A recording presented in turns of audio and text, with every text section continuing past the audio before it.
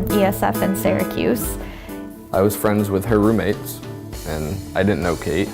I had seen her around campus, but never met her. At the very end of the year, there was obviously all these parties where all the spring people were graduating, so like every night was a party. So there's a big festival every year. It's the Mayfest, and it's the art department, the photography studios. It's really a display of everything they have. We met that night. Which was on April 30th, and you'll have to quiz him and see if he actually knows that date. Because I don't think he does. I saw her it was like an end of the year ball we had downtown.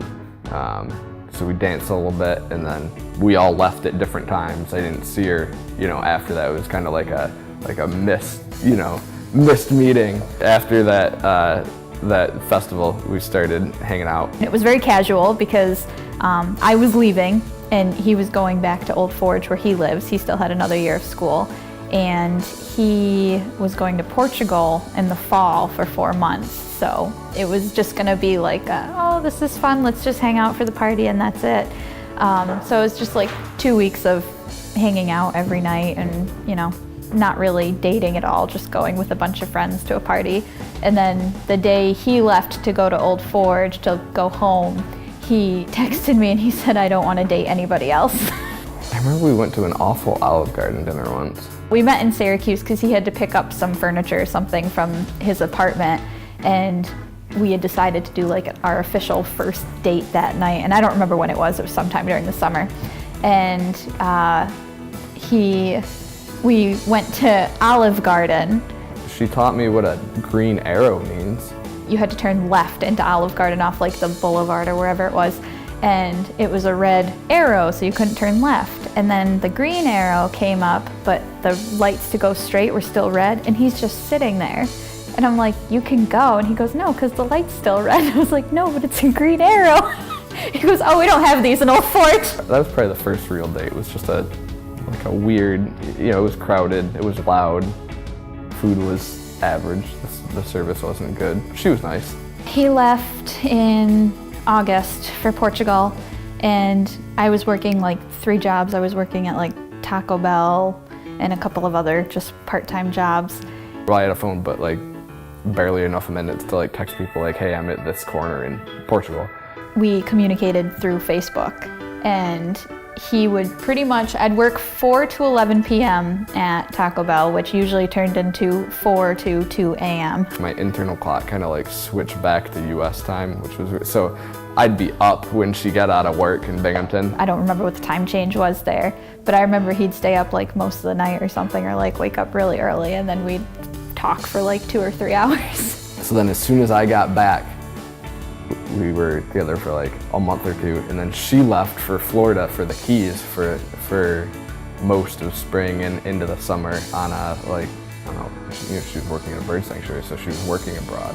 So we both kind of left the other for a period of time. It definitely made us stronger. It sucked. Like I liked working at Taco Bell because I liked my coworkers, but I hated the job, obviously. So I was always very stressed out and grumpy, and I'd take it out on him because he was with a few other people. He was living with a few other people he went to school with, and a couple of them were girls. So, and I didn't know these girls, and he's on the other side of the world, so it was, difficult, and I'd pick fights with him sometimes. It was hard. I think it was good though. It was good. We both had to deal with being in a new place. Like, we talked to each other every night. We talked about just everything. Like, that's all you can do. So we got to know each other really well. We knew each other's thoughts by the time we got back. Definitely not each other's habits. Like, that developed over time. I'd never really met a guy that liked to read as much as I did. So I'd mention like, oh yeah, I'm reading this book, and he'd be like, oh, I really like that book, and then we'd have like a long conversation about it. So like, it was refreshing, to be honest, to meet a guy like that. I was kind of impressed because I didn't think anybody could be more stubborn than me, and I think I found somebody that is. Some people you can figure out, and you usually know like what they're thinking or what they're gonna say, and she'd always surprise me, or she'd make me, make me laugh. I couldn't figure out what she was gonna say. It was always either different or way more intricate, way more detailed, her thought process, than whatever I thought she was thinking. There were a lot of things that we both didn't like. I mean, I liked football, I didn't really follow it, but he was the one that really got me into it. He hated cats, and I had 2 cats. He thought he'd never want a cat, period. And he fell in love with my cats, like, completely, like he's a total cat person now. She's, constantly teaching me things about animals and the inner workings of dog and cat body, and I drive her nuts because everywhere we go I'm pointing out Latin names of plants and quizzing her on what flowers are in bloom as we walk by them and what leaf shape this is that I'm picking up off the ground. It was more, I guess, the differences between us that brought us closer together. I think it was sort of a slow realization. It was just the little things over time that just kept clicking. I could never find anyone like Mike. I don't know, we're different, but we just fit together. So I don't think for me it was anything specific.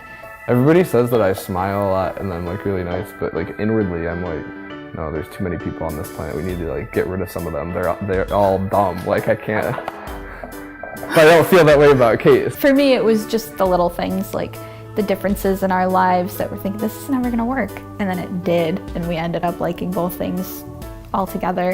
And then the little things that did work, and the fact that he's just as insane as I am when it comes to my pets. Everything's better together, whether it's just dinner, whether it's breakfast, whether it's, the pot of coffee on Saturday or Sunday morning, like it's just better together. And it's not 2 times better, like it's infinitely better.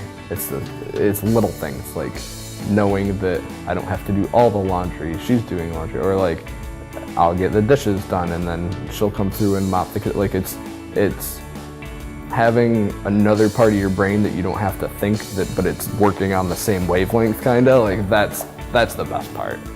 He's honest and he's very kind, like almost to a fault, sort of. He's way more kind than I am. Her same level of impatience for stupidity and being in public spaces in general is maybe not an endearing quality, but something that makes me laugh and makes me